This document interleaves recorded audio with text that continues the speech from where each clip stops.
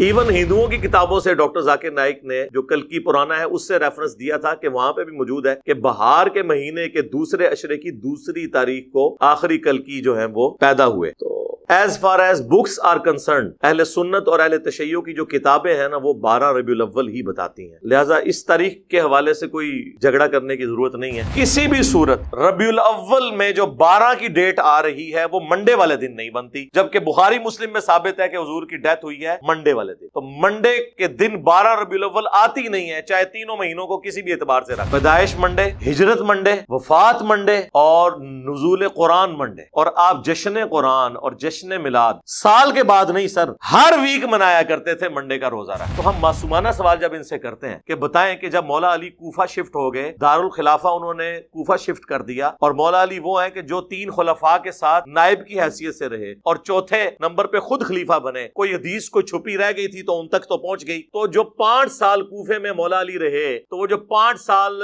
12 ربیع الاول کا دن آتا تھا اس میں جو مولا علی جلسہ کرواتے تھے کوفے کی بڑی جامع مسجد کے اندر، اس میں مہمان خصوصی کون ہوتا تھا؟ یہ آگے سے کہیں گے ہیں ایک کرتا ہے سوال جی اس طرح ہی ہوئے گا جو تسی اے کر کے ساڈے عشق نو چیلنج کرو گے، پھر اسی تے انج ہی پوچھاں گے کہ مولا علی جو ہے وہ نعت کس سے پڑھواتے تھے کوفے کی جامع مسجد میں. تو آپ کو چہرہ لٹکا کے کہ جی اس زمانے سے کچھ نہیں سی ہوتا. تو جو کام اس زمانے میں نہیں ہوتا تھا وہ آپ شروع کر کے اور اس کی بنیاد پہ باقی تمام مکاتب فکر کو گستاخ ڈکلیئر کریں، اور جب جوڈیشری میں بات پیش ہو یعنی ہماری عدالت تو کہیں کہ نہیں جی ہم تو اس سے مستحب سمجھتے ہیں، اگر کوئی نہیں کرتا ہم اسے کوئی گستاخ نہیں کہتے. تو سر پھر آپ یہ شعر جگہ جگہ لکھ کے کیوں لگاتے ہیں؟ نثار تیری چہل پہل پر ہزاروں عیدیں اے ربیع الاول، سوائے ابلیس کے جہاں میں سبھی تو خوشیاں منا رہے ہیں. یہ مفتی احمد یار خان نعیمی صاحب جن کا مزار گجرات میں ہے، جنہوں نے جال حق کتاب لکھی ہے، ان کا یہ شعر ہے. آپ نے پوری امت کو ابلیس بنا دیا. صحابہ تابعین تبع تابعین کے مبارک دور میں جتنے مسلمان ہیں ان کو ابلیس کہہ دیا، کیونکہ وہ آپ کے طریقے پہ تو میلاد نہیں مناتے تھے. تو وہ تو وہی طریقہ تھا جو صحیح مسلم میں ہے 2750 فیہ ولدت وفیہ انزل علیہ، میں پیر کا روزہ اس لیے رکھتا ہوں کہ اس دن میں پیدا ہوا اور اس دن مجھ پر پہلی وہی نازل ہوئی. تو اسی لیے ہم عرض کرتے ہیں کہ مرنے سے پہلے اے مسلمان کر لے اس پہ غور. کتابوں کا خدا اور ہے، بابوں کا خدا اور، کتابوں کا نبی اور ہے، بابوں کا نبی اور، کتابوں کا دین اور ہے، بابوں کا دین اور. بابے بھی اسی دین، اسی رب کو، اسی پیغمبر کو مانتے ہیں، لیکن ان کوالٹیز کے ساتھ نہیں جو کتابوں میں رپورٹ ہوئی ہیں، وہ ان کوالٹیز کے ساتھ مانتے ہیں جو ان کے بابوں نے رپورٹ. تو میں نے ابن تیمیہ کی انجینئرنگ بہت پہلے کی تھی اس حوالے سے، میں آج اس کو ٹاپک کو اسکپ کرتا ہوں. ہمیں کسی کے کوئی دھونس نہ لگائے. اور بھائی جب ہم قرآن و سنت کی روشنی میں حضرت معاویہ رضی اللہ تعالیٰ عنہ، حضرت عمر بن عاص رضی اللہ تعالیٰ عنہ، حضرت مغیرہ ابن شعبہ رضی اللہ تعالیٰ عنہ سے اختلاف کر سکتے ہیں تو بابت شیعی کوئی نہیں، چاہے وہ بابا ابن تیمیہ ہوں، چاہے بابا اعلی حضرت ہوں، چاہے بابا اشرف علی تھانوی ہوں. تو اس کی پھر میں ان کو پھکی دیتا ہوں کہ دیکھیں کہ 10 محرم کا دن ہے، ایک گھر میں مجلس ہو رہی ہے، لوگ چیخو پکار کر رہے ہیں، ماتم کر رہے ہیں، اہل بیت کے مصائب کو یاد کر کے رو رہے ہیں، اور دوسرے گھر کے اندر ٹی وی چلا ہوا ہے، بلکہ اس سے بھی بڑھ کر اعلی حضرت کی کتاب رد الرافضہ رکھی ہوئی ہے جس میں شیعہ کو کافر ڈکلیئر کیا گیا ہے. ایک طرف اہل بیت کے غم میں لوگ رو رہے ہیں، یہ شیعہ کا گھر ہے، یہ بریلویوں کا گھر ہے. اب بتاؤ کہ عاشق اہل بیت کون ہے؟ تو کہیں گے نہیں، عشق اہل بیت کا یہ تقاضا نہیں ہے کہ اس طرح کی بدعت کی جائے. تو سر عشق رسول کا بھی یہ تقاضا نہیں کہ اس طرح کی بدعت کی جائے. پھکی کے بغیر، اینٹی وینم الزامی جواب کے بغیر بات سمجھ نہیں آتی. السلام علیکم لا حول ولا قوة الا باللہ حسبنا اللہ ونعم الوکیل یا حی یا قیوم برحمتک استغیث لا الہ الا انت سبحانک انی کنت من الظالمین اللہم صلی علی محمد وعلی آل محمد. سب سے جو زیادہ سوال عموماً کیا جاتا ہے وہ یہ ہے کہ نبی صلی اللہ علیہ وآلہ وسلم کی پیدائش کا مبارک دن کون سا ہے؟ تو عیسوی اعتبار سے یعنی جو ہمارا اس وقت کامن ایرا چل رہا ہے، جو آج 17 اکتوبر 2021 ہے، اس سے کہتے ہیں کامن ایرا، CE یا AD بھی کہا جاتا ہے، اینو ڈومینی.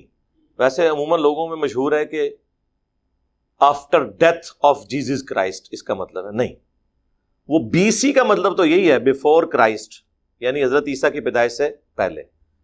لیکن AD کا مطلب یہ نہیں ہے after death of Jesus Christ, حضرت عیسیٰ علیہ السلام کو تو زندہ اٹھایا گیا، ٹھیک ہے کرسچنز کا عقیدہ ہے، لیکن یہ اینو ڈومینی ایک لیٹن ورڈ ہے جس کا مطلب ہے ایئر آف دا لارڈ، ہمارے آقا کا سال، جس سال ہمارے آقا پیدا ہوئے.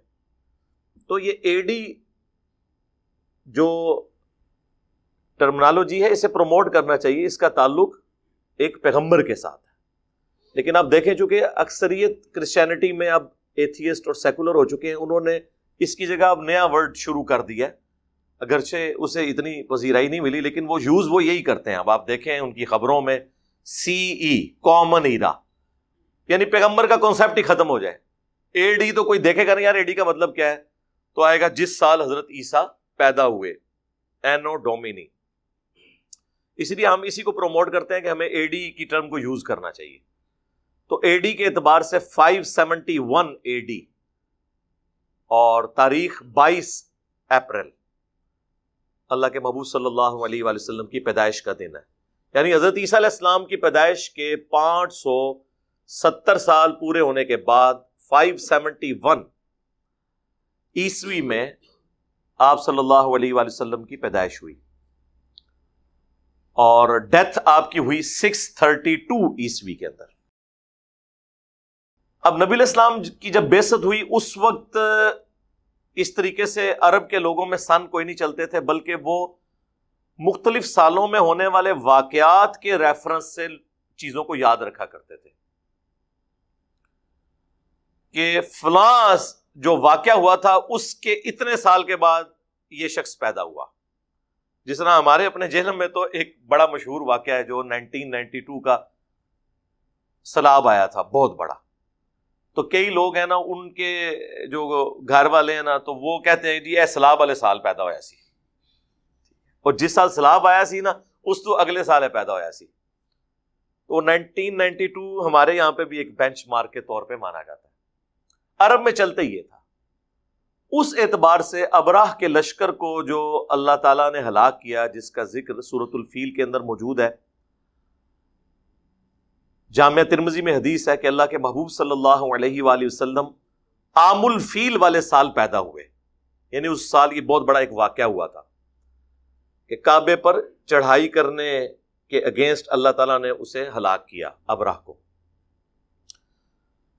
دلائل النبوہ امام بیہقی کی کتاب ہے، آلموسٹ 3500 اس میں احادیث ہیں. اس میں نبی علیہ السلام کی پوری بایوگرافی اس اعتبار سے موجود ہے. اس کے شروع میں آپ کو ملے گا، بلکہ 4 نمبر کے اوپر یہ حدیث ہے. حضرت انس بن مالک کے شاگرد ہیں محمد بن اسحاق المتوفى 150 ہجری. وہ کہتے ہیں کہ اللہ کے محبوب صلی اللہ علیہ وآلہ وسلم عام الفیل والے سال پیر کے دن 12 ربیع الاول کو صبح کے وقت پیدا ہوئے. یعنی یہ اہل سنت کی کتابیں یہ بتاتی ہیں، حدیث کی کتابیں. اہل تشیع کے ہاں بھی، جس طرح ہمارے ہاں صحیح بخاری ایک موسٹ اتھینٹک بک ہے احادیث کی، ان کی ہے اصول الکافی. اس میں جو 110 نمبر چیپٹر ہے وہ نبی علیہ السلام کی پیدائش سے متعلق ہے. اس میں بھی لکھا ہوا ہے کہ نبی صلی اللہ علیہ وآلہ وسلم عام الفیل والے سال 12 ربیع الاول کو منڈے کے دن پیدا ہوئے. لیکن پریکٹیکلی اہل تشیع میلاد جو ہے وہ 17 ربیع الاول کو مناتے ہیں، لیکن ان کی بکس 12 ربیع الاول بتا رہی ہے. یہاں پہ بھی اہل سنت کے ہاں بریلوی مکتب کے جو لوگ ہیں وہ 12 ربیع الاول کو منا رہے ہوتے ہیں. اہل حدیث نے چونکہ منانا نہیں ہوتا تو وہ اس گیم میں ڈالے ہوئے ہیں انہیں کہ یار یہ 12 نہیں 9 ہے. اور دوسری طرف ان کے لیے اپنی بہت بڑی مصیبت ہے کہ احمد بریلوی صاحب نے فتاوی رضویہ میں 8 ربیع الاول پیدائش کا دن لکھ دیا ہے. لیکن انہوں نے کہا چونکہ اب 12 ایک ترویج پکڑ گیا ہے، لہٰذا 12 ہی چلتا رہے، ہے 8 ہے. اور اس سے بڑھ کر ان کے جو پیرانے پیر ہیں شیخ عبد القادر جیلانی، ٹھیک ہے، جن کے اوپر پورے کا پورا تصوف کا سلسلہ انہوں نے کھڑا کیا ہوا ہے، المتوفى 561 ہجری، وہ انہوں نے غنیت الطالبین میں نبی علیہ السلام کے جو پیدائش کا دن اور تاریخ بتائی ہے وہ 10 محرم بتائی ہے. یعنی جو مسلمانوں کے بچے کو پتا ہے وہ چیز شیخ عبد القادر جیلانی کو نہیں پتا تھی، کیونکہ انہیں علم غیب نہیں تھا. پوری امت کو علم غیب ہے. یہ کہتے ہیں نا بزرگ جو ہیں دلوں کا حال جان لیتے ہیں. جن بزرگوں کا یہ حال ہے کہ انہیں اپنے پیغمبر کی پیدائش کا مہینہ نہیں پتا. ٹھیک ہے تاریخ میں اختلاف ہے لیکن مہینے کے اوپر تو امت کا اجماع ہے کہ ربیع الاول کا مہینہ ہے. وہ انہوں نے 10 محرم لکھ دیا. چلو تاریخ میں غلطی کھا سکتے تھے, اس میں کیوں غلطی کھا دی؟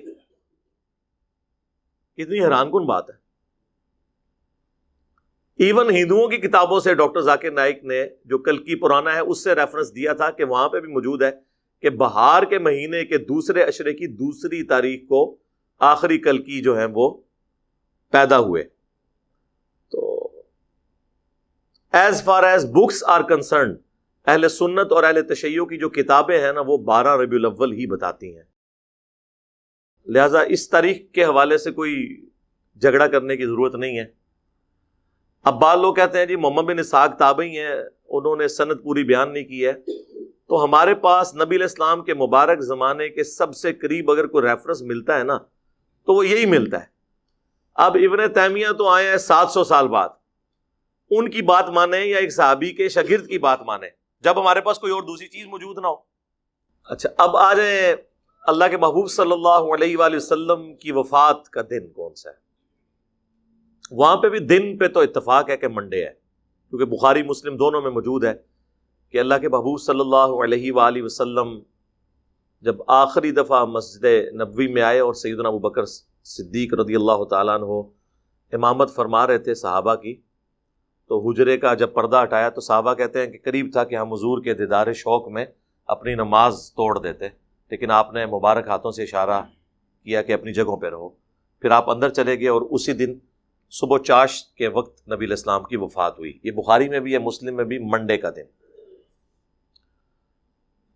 مہینہ بھی ربیع الاول کا, تاریخ کوئی کنفرم نہیں ہے کہ کون سی ہے. اب بعض لوگ سوچ رہے ہوں گے ہمارے چھوٹے چھوٹے بچوں کو تاریخیں پتہ ہیں. بھائی اس زمانے میں تاریخیں اس طرح سیف نہیں کی جاتی تھی. اگر آپ کو یقین نہ آئے تو آپ کے گھر کوئی بڑا بوڑھا موجود ہے نا, اس سے ذرا اس کی تاریخ پیدائش پوچھ لیں.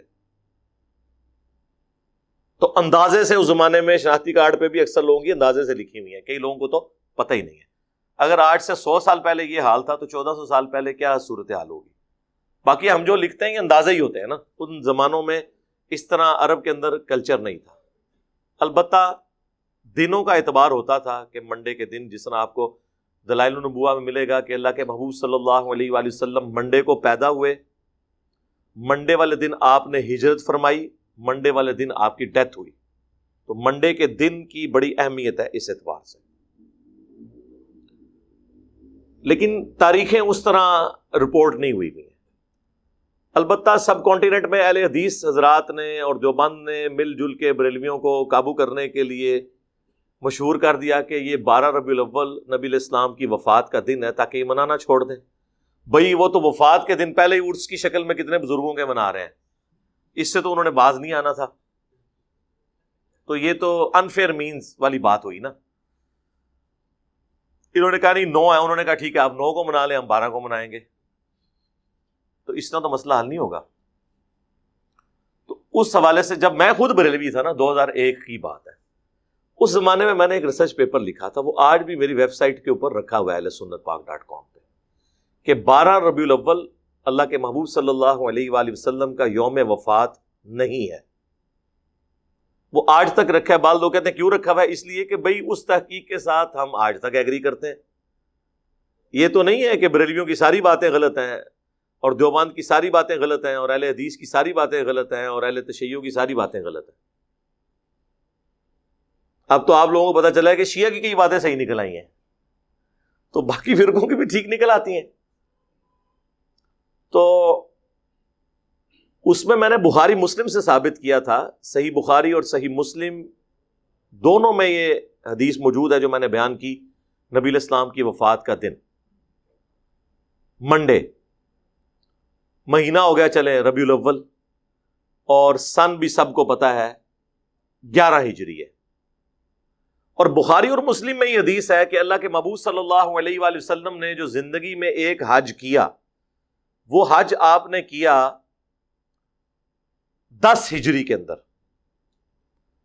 اور جب آپ نے حج کیا تھا اس دن یوم عرفہ صحیح بخاری اور مسلم میں آتا ہے کہ وہ جمعے کے دن تھا، یعنی 9 ذوالحجہ یوم عرفہ میدان عرفات والا، وہ نبی علیہ السلام نے جس سال حج کیا 10 ہجری میں وہ جمعے کے دن آیا تھا۔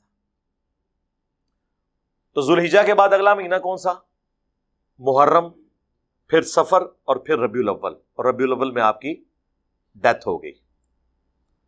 اب یہ بیچ میں جو 3 مہینے انوالو ہو رہے ہیں نا، ذوالحجہ، محرم اور سفر، یہ تینوں مہینے آپ 30 کے رکھ لیں، حالانکہ 3 30 کے نہیں ہوتے، تینوں 29 کے رکھ لیں، 2 29 1 30 یا 2 30 1 29، یہ 4 پاسبلٹیز بنتی ہیں۔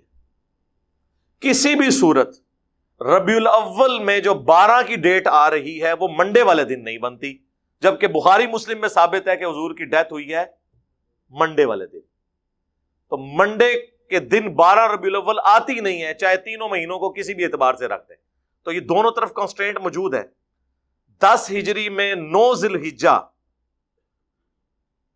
جمعے کے دن آئی اور ادھر وفات ہوئی منڈے کے دن، تو آپ کیلکولیشن شروع کرتے ہیں۔ تو وہ سارے ٹیبل میں نے بنائے، وہ ٹیبل مختلف علماء کے پاس گئے، سب لوگ جو ہے نا، سب سے زیادہ تو علمی اپنے آپ کو اہل حدیث سمجھتے ہیں، وہ بھی فیل ہوئے، حتیٰ کہ شیخ زبیر علی صاحب سے جب میری بعد میں ملاقات ہوئی، میں نے کہا شیخ صاحب اس زمانے کا ایک ریسرچ پیپر آپ کو بھی اہل حدیثوں نے بھجوایا تھا، تو آپ نے جواب کیوں نہیں دیا؟ کہتے ہیں جواب کہاں سے دیتا، صحیح لکھا ہوا تھا، تو خاموش رہنے میں ہی عافیت تھی۔ اور پھر انہوں نے اس کا پریکٹیکل ثبوت دیا۔ آپ دیکھیں جو درود شریف پہ جو کتاب ہے نا، فضل الصلاۃ علی النبی، جو پہلے 300 سال میں کتاب لکھی گئی قاضی اسماعیل رحمہ اللہ نے، 107 احادیث اور آثار ہیں درود شریف پہ، اس کے جو آخر میں جا کے نا نبی علیہ السلام کی بایوگرافی نا مختصر لکھی ہے شیخ زبیر صاحب نے، کہ آپ فلاں سن میں پیدا ہوئے، فلاں ہجری میں جو ہے وہ بدر ہوئی، اس میں احد ہوئی، آپ کی زندگی کے جو بڑے بڑے واقعات۔ اینڈ پہ جا کے انہوں نے لکھا کہ آپ کی وفات سوموار کے دن ربیع الاول میں ہوئی، تاریخ نہیں لکھی، ورنہ تو لکھ دیتے نا اہل حدیثوں کو خوش کرنے کے لیے 12 ربیع الاول، نہیں لکھا۔ ایون جو سیرت الرسول والی کتاب ہے محمد بن عبد الوہاب صاحب کے بیٹے کی، عبداللہ کی، وہ آپ کو یہاں سے باہر سے مل بھی جائے گی، ہم نے PDF بھی اس کا رکھا ہوا ہے، اس میں بھی آپ دیکھیں تو انہوں نے محمد بن اسحاق کا وہ قول نقل کیا ہوا ہے۔ امام المغازی ہیں، سیرت ابن اسحاق دنیا میں پہلی سیرت کی باقاعدہ کتاب ہے، اور یہ امام ابن اسحاق جو تھے المتوفى 150 ہجری، جو انس ابن مالک کے شاگرد ہیں، ان سے بڑا ان کے زمانے میں جیوز اور کرسچن میں بھی کوئی تاریخ کا، ہسٹری کا اسکالر نہیں تھا۔ سیرت ابن اسحاق مشہور ہے، اردو میں آ چکی ہے، اسی کی تلخیص کی تھی 100 سال بعد آلموسٹ امام ابن ہشام المتوفى 232 ہجری نے، سیرت ابن ہشام، اور پھر اسی کو بعد میں مختصر کیا محمد بن عبد الوہاب صاحب کے بیٹے نے، عبداللہ بن محمد بن عبد الوہاب، وہ ایک جلد میں، جس میں میں نے آپ کو جنگ جمل صفین اور نہروان کے حوالے سے بھی جو ان کا موقف ہے وہ بتایا تھا، وہ کلپ میرا یوٹیوب کے اوپر موجود ہے، محمد بن عبد الوہاب شیعہ۔ میں نے تو پھر بھی کنٹرول الفاظ میں باتیں کی ہوئی ہیں، انہوں نے تو کھل کے باتیں کی ہیں الحمدللہ، اس میں بھی آپ کو یہ ملے گا۔ تو نبی علیہ السلام کی وفات کا دن منڈے، مہینہ ربیع الاول، تاریخ کوئی کنفرم نہیں ہے کہ کون سی تاریخ۔ یہ زیادہ بڑی جو چیزیں پوچھی جاتی ہیں۔ اس کے بعد وہ کہتے ہیں، دیکھیں جی قرآن پاک میں اللہ تعالیٰ نے فرمایا قُلْ بِفَضْلِ اللَّهِ وَبِرَحْمَتِهِ فَبِذَلِكَ فَلْيَفْرَحُوا، اے نبی تم فرماؤ کہ اللہ کے فضل اور رحمت ملنے کے اوپر خوشیاں منایا کرو، یہ اس سے بہتر ہے جو تم دنیا کا مال جمع کرتے ہو۔ تو وہ کہتے ہیں اس کے تحت نبی علیہ السلام کی پیدائش کے اوپر ہمیں خوشی منانی چاہیے، کیونکہ اللہ تعالیٰ نے سورہ آل عمران میں فرمایا ہے لَقَدْ مَنَّ اللَّهُ عَلَى الْمُؤْمِنِينَ إِذْ بَعَثَ فِيهِمْ رَسُولًا، بے شک اللہ کا احسان ہے مومنین پر کہ انہی میں سے ایک رسول کو مبعوث کیا، جو اللہ کی آیات ان پر تلاوت کرتے ہیں، ان کا تزکیہ کرتے ہیں، اور انہیں کتاب و حکمت کی تعلیم دیتے ہیں، اور اس سے پہلے یہ کھلی گمراہی میں تھے۔ پھر وما ارسلناک الا رحمۃ للعالمین، نبی علیہ السلام کو اللہ تعالیٰ نے سارے جہان والوں کے لیے رحمت بنا کر بھیجا۔ تو وہ کہتے ہیں کہ جی دیکھیں، جب اللہ تعالیٰ کہہ رہا ہے کہ میرا فضل اور رحمت ملے، اور ایسا فضل جس پہ اللہ احسان جتا رہا ہے مومنین پر، تو اس کے ملنے پہ خوشی کرنی چاہیے. بالکل ٹھیک ہے، لیکن اگر یہ آپ آیت کا کانٹیکسٹ پڑھیں تو یہ اسپیسیفکلی قرآن کے بارے میں ہے. اسے آپ ایکسٹراپولیٹ کر سکتے ہیں نبی الاسلام کی ذات کے بارے میں بھی، لیکن اس کا سٹارٹ یوں ہوتا ہے، قد جاءتکم موعظۃ من ربکم، بے شک تمہارے پاس تمہارے رب کی طرف سے ایک واضح و نصیحت والی چیز آ گئی، اور ہدایت اور رحمت مومنین کے لیے، یعنی قرآن. اور پھر آتا ہے قل بفضل اللہ وبرحمتہ، یعنی قرآن کے ملنے پر خوشیاں مناؤ. تو جشن قرآن تو کوئی نہیں ہوتا. آج تک آپ نے سنا ہے جشن قرآن سال کے بعد منایا جاتا ہو؟ ہاں، جشن قرآن کی بجائے یہ کہا جاتا ہے قرآن حدیث ڈائریکٹ نہیں پڑھنا، گمراہ ہو جاؤ گے. یہ جشن ہو رہا ہوتا ہے. تو جشن قرآن بھی منائے، جشن میلاد بھی منائے، لیکن اس طریقے پر جو اللہ کے محبوب صلی اللہ علیہ وآلہ وسلم نے تعلیم فرمایا، جو صحیح مسلم میں حدیث ہے 2750، جو مشکات میں بھی موجود ہے نفلی روزوں والے چیپٹر کے اندر. اللہ کے محبوب صلی اللہ علیہ وآلہ وسلم ہر منڈے کا روزہ رکھا کرتے تھے، پیر کے دن. تو صحابہ کرام علیہم رضوان نے پوچھا کہ اے اللہ کے نبی علیہ السلام، آپ یہ روزہ کیوں رکھتے ہیں؟ تو آپ نے فرمایا فیہ ولدت وفیہ انزل علی، اس دن میں پیدا ہوا اور اس دن مجھ پر پہلی دفعہ وحی نازل ہوئی. یعنی وحی کا نزول بھی منڈے کو ہوا. یعنی منڈے کا دن اللہ کے محبوب صلی اللہ علیہ وآلہ وسلم کی مبارک زندگی میں بڑا اہم ہے. پیدائش منڈے، ہجرت منڈے، وفات منڈے، اور نزول قرآن منڈے. اور آپ جشن قرآن اور جشن میلاد سال کے بعد نہیں سر، ہر ویک منایا کرتے تھے منڈے کا روزہ رکھ کے. ایک اور حدیث بھی ہے صحیح مسلم کی کہ نبی علیہ السلام ہر منڈے اور جمعرات کو روزہ رکھتے تھے، اور فرمایا کہ ان 2 دنوں میں اللہ کے حضور نامہ اعمال پیش ہوتے ہیں. میری خواہش ہے کہ میرا نامہ اعمال جب اللہ کے حضور پیش ہو تو میں روزے کی حالت سے ہوں. وہ الگ سے حدیث ہے، اور یہ منڈے کے حوالے سے الگ سے حدیث موجود ہے. تو جشن میلاد منانے کا طریقہ بتا دیا. بعض لوگ کہتے ہیں جی ہم اس پر قیاس کرتے ہوئے 12 ربیع الاول کا روزہ رکھ لیں، جس طرح ہمارے یہ دعوت اسلامی والے جن کی پہلے سبز پگڑی تھی اور اب سفید ہو گئی ہے، تو یہ لوگ 12 ربیع الاول کو روزہ رکھتے ہیں باقاعدہ طور پہ نا، اور قیاس کرتے ہیں. اب یہ قیاس بڑی دور کا ہے، ہم فتویٰ کو نہیں لگاتے، لیکن کم از کم باقیوں سے یہ بہتر ہے. باقی جو ایکٹیویٹیز پرفارم کر رہے ہیں نا، یہ آپ کو جو ڈول ڈمکے نظر آتے ہیں، عجیب و غریب قسم کی حرکات کرتے ہوئے لوگ، وہ دعوت اسلامی کے لوگ نہیں ہوتے. ایٹ لیسٹ ان کے اندر اتنا ہے کہ انہوں نے ایک خاص لیمٹ کو کراس نہیں کرنا. تو وہ ایون آپ دیکھیں اتنی گرمیوں میں بھی ربیع الاول آیا ہوتا ہے، کئی بیچارے بے ہوش بھی ہو جاتے ہیں، روزہ رکھا ہوتا ہے انہوں نے، جلوس میں بھی وہ جا رہے ہوتے ہیں. باقی یہ ماڈل بنانا، ماڈلز کے آگے کھڑے ہو کے دعائیں کرنا، پھر ان ماڈلز کو دیکھنے کے لیے مرد و عورت کا اختلاط ہونا، اس کو تو خود بریلوی مکتب کے لوگ بڑے علماء ناپسند کرتے ہیں. الیاس قادری صاحب تو بہت زیادہ مخالفت اس کی کرتے ہیں، لیکن چونکہ اب یہ کلچر ہے، بن چکا ہے، اب اس کے اوپر آپ کوئی قدغن لگانا بڑا مشکل کام ہے. تو وہ 12 ربیع الاول کا روزہ رکھتے ہیں، ان کو بھی میں کہتا ہوں بجائے 12 ربیع الاول کا روزہ رکھنے کے آپ منڈے کا روزہ رکھیں.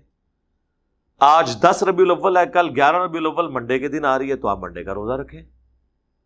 چلیں اگر ہر مہینے نہیں رکھ سکتے، ہر ویک نہیں رکھ سکتے، سال میں ایک دفعہ رکھ لیں، تو اس سنت پہ عمل کر لیں. اکثر لوگ کہتے ہیں جی اب ہم کیا کریں، پھر کس طریقے سے میلاد منائیں؟ تو ایسے میلاد منائیں. تو یہ سنت طریقہ ہو گیا. اب رہ گیا مروجہ جو طریقہ ہے، جلوس، جھنڈیاں، لائٹنگ، اور وہ عربیوں والے لباس پہنے ہوتے ہیں، لکڑی کی تلواریں اٹھائی ہوتی ہیں. آپ پنڈی میں تو چلے جائیں تو وہاں تو آپ کو ایسا ایسا رنگ نظر آئے گا. تو اب یہ ساری کی ساری چیزیں ان کو بھی پتہ ہے کہ اللہ کے محبوب صلی اللہ علیہ وآلہ وسلم اور خلفائے راشدین کے زمانے میں نہیں تھی. لیکن وہ پھر اس کے اوپر لیم ایکسکیوز یہ دیتے ہیں کہ دیکھیں نبی الاسلام کے مبارک زمانے میں قالین بھی نہیں بچھائے جاتے تھے مساجد میں، ایئر کنڈیشن نہیں ہوتے تھے، لائٹنگ نہیں ہوتی تھی، مسجد کے محراب، مسجد کے مینار نہیں ہوتے تھے. تو یہ چیزیں بھی تو آپ نے ایکسیپٹ کی ہوئی ہیں. ان میں سے کوئی بھی چیز ہم نے دین کے طور پہ ایکسیپٹ نہیں کی ہے، دین کو سپورٹ کرنے کے اعتبار سے کی ہے. اصل دین اپنی جگہ ہے. یہ نہیں ہوا کہ لائٹنگ سے اور قالین بچھانے سے اور ایک ایئر کنڈیشن لگانے سے نماز کا طریقہ بدل گیا ہو کہ قیام کی جگہ رکوع کرنا شروع کر دیں اور رکوع کی جگہ سجدہ اور سر جو ہے وہ ہاتھ میں باندھنا شروع کر دیں. وہ اصل دین اپنی جگہ پہ ہے. آپ بھی منڈے کے دن کا روزہ رکھیں, اس روزے کو آپ کھجور سے افطار کرنا چاہتے ہیں کریں, اس کے بعد آپ نے بریانی کھانی ہے, اگرچہ بریانی کا ثبوت نبی علیہ السلام کے زمانے میں نہیں ہے تو آپ کھائیں, اے سی والے کمرے میں بیٹھ کے کھائیں, ہم آپ کو کچھ نہیں کہیں گے, کیونکہ اصل اپنی جگہ موجود ہوگی. دین کی اصل اپنی جگہ پہ ہونی چاہیے, اس کو سپورٹیو چیزیں ہو سکتی ہیں. جس طرح امام بخاری امام مسلم نے دین کی اصل کو اپنی جگہ رکھا ہے. یہ کتابیں صحابہ نے تو نہیں لکھی, لیکن انہوں نے احادیث کو جمع کیا, تو دین اصل میں اپنی جگہ پہ تھا. ہماری یہ ویڈیو بن رہی ہے, یہ دین اصلی جگہ پہ موجود ہے, یہ ایک طریقہ ہے. لوگ ہوائی جہاز پہ حج کرنے کے لیے جاتے ہیں, ایک طریقہ ہے. الیکٹرانک کاؤنٹر کے اوپر تسبیحات کو شمار کرنا, یہ ایک طریقہ ہے. لیکن تسبیحات وہی ہیں جو نبی علیہ السلام نے تعلیم فرمائی, اور اس کی اصل ہے وہ حدیث صحیح مسلم کی کہ جس نے اسلام میں اچھی سنت کو جاری کیا, جتنے لوگ اس پر عمل کریں گے اس کا ثواب اسے ملے گا, اور عمل کرنے والوں کے اپنے ثواب میں بھی کمی نہیں ہوگی. اور جس نے اسلام میں بری سنت کو جاری کیا, جتنے لوگ اس پہ چلیں گے اس کا وبال سب کا جمع کر کے اس شخص پہ ہوگا, اور ان کا اپنا وبال بھی کم نہیں ہوگا. یہ بدعت حسنہ اور سنت حسنہ کا فرق آپ سمجھ لیں. یہ سنت حسنہ ہے, بدعت حسنہ نہیں ہے. پھر سے کوئی پوچھے نا کہ بری بدعت کون سی ہے, پھر کہتے ہیں جو بھی ہم بدعت ذکر کریں کہتے ہیں یہ اچھی بدعت ہے. ہم کہتے ہیں بری بدعت, تو اللہ کے فضل سے آج تک کوئی بری بدعت کی مثال دے ہی نہیں سکا. وہ مثالیں وہ چیزوں کی دیں گے جو آلریڈی اسلام میں حرام ہے. وہ کہتے ہیں جی بری بدعت یہ ہے کہ عورتیں بے پردہ ہو کے میلاد کے جلوس میں آ جائیں. تو یہ بدعت تو نہیں میرے بھائی, عورتوں کا بے پردہ ہونا ویسے ہی منع ہے. جو آلریڈی شریعت میں کام منع ہے ان کو کوئی پرفارم کرتا ہے, اس کو آپ بدعت تو نہیں کہیں گے, وہ تو حرام کام ہے. تو ان کو مثال کوئی نہیں ملتی. بھائی بخاری مسلم میں واضح حدیث ہے, من احدث فی امرنا ھذا فہو رد, جس نے ہمارے دین جو ہم نے تعلیم کیا ہے اس میں کوئی چیز خود سے داخل کر دی وہ مردود ہے. پھر اکثر آپ کو کہیں گے منع کدھر ہے؟ جی منع ہے, صحیح مسلم میں 2005 نمبر حدیث ہے.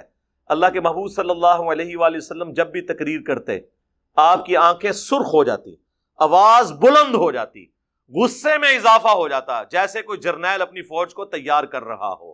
یعنی جس سٹائل میں گفتگو کرتا ہوں, کہتے ہیں غامدی صاحب کی طرح بولا کریں, تو وہ غامدی صاحب کی سنت ہے. میں تو اس شخص کی سنت پہ چلتا ہوں جس کی قبر مدینے میں ہے.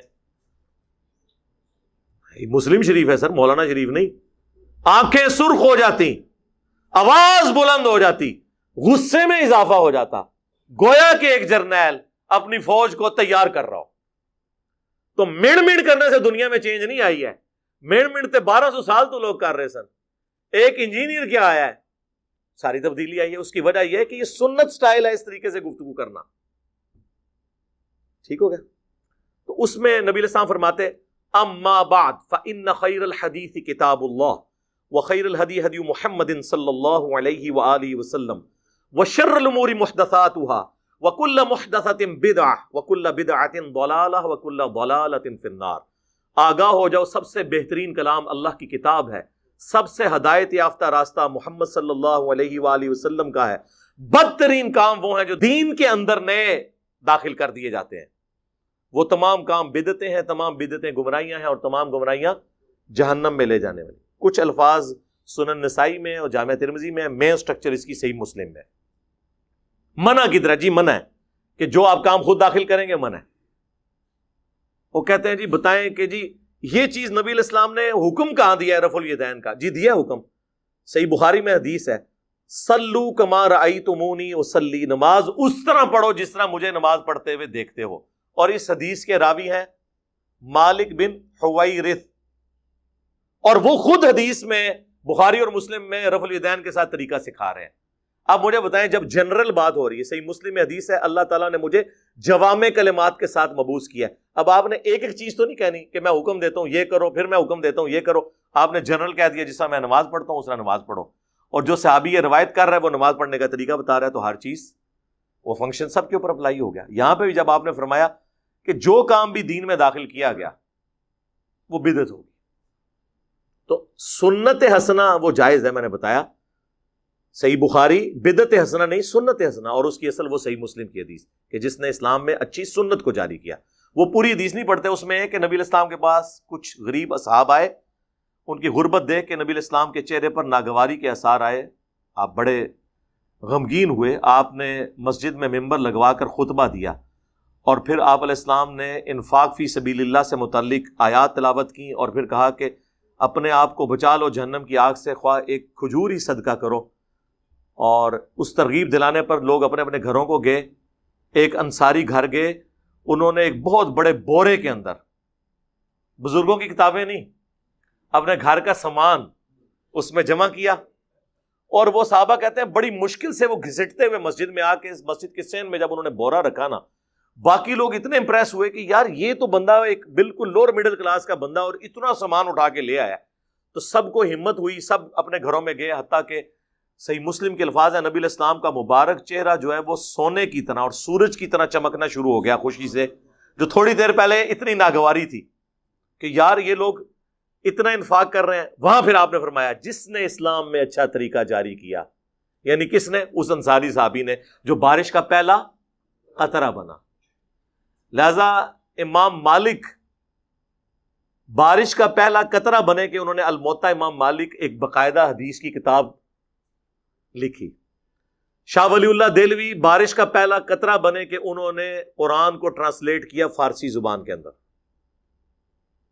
تو اس طریقے سے جو بھی اپنے اپنے زمانے میں یہ کام کرتا ہے اس کے لیے وہ اجر ہے. تو یہ دو چیزوں کو مکس کر دیتے ہیں. بدعت حسنہ اور چیز ہے، سنت حسنہ اور چیز ہے. تو بدعت حسنہ کوئی چیز نہیں ہوتی ہے، بدعت ہی ہوتی ہے. حسنہ اور سیئہ کا فرق سنت کے اعتبار سے، طریقے کے اعتبار سے. تو یہ بھی اکثر لوگ چونکہ پوچھ رہے ہوتے ہیں اس لیے میں نے اس کو ساتھ بریف کر دیا. تو وہ بعض اوقات دو پھر مثال دیتے ہیں، جی آپ اقبال ڈے بناتے ہیں، قائد اعظم ڈے مناتے ہیں، اپنے بچوں کے برتھ ڈے مناتے ہیں، تو نبی کا برتھ ڈے مناتے ہوئے آپ کو تکلیف ہوتی ہے. نہیں جناب، ایسا نہیں ہے. رسول اللہ صلی اللہ علیہ وآلہ وسلم چونکہ ایک ریلیجس پرسنالٹی ہیں، آپ کے ساتھ کوئی ایسا عقیدہ منسوب نہیں کیا جائے گا جو آپ کی اجازت کے بغیر ہو رہا ہوگا، کیونکہ وہ پھر وہ دین بن جائے گا. ڈاکٹر اقبال یا محمد علی جناح یا اور پرسنالٹیز، ان کو ہم اپنے پولیٹیکل لیڈرز کے طور پر لے رہے ہوتے ہیں، مذہبی پیشوا کے طور پہ تو نہیں لے رہے ہوتے. تو نبی علیہ السلام کی پرسنالٹی تو ایک سینسٹیو ایشو ہے نا کہ ہم ان کے ساتھ کوئی چیز ریلیٹ کریں. اور پھر اگر آپ علیہ السلام کے ساتھ کوئی چیز ایسی ریلیٹ کر رہی ہے تو سب سے زیادہ سمجھدار اور عاشقان رسول کون ہے؟ صحابہ اور اہل بیت، اور ان میں بھی سب سے بڑھ کر خلفائے راشدین، جن کے بارے میں جامعہ ترمذی میں سنن ابی داؤد میں حدیث موجود ہے، میرے بعد تم دین میں نئی نئی بدعتیں دیکھو گے، ان سے بچنا. علیکم بسنتی و سنت الخلفاء الراشدین المہدیین، تم پر میری سنت اور میرے خلفائے راشدین ہدایت یافتہ کی سنت لازم ہے.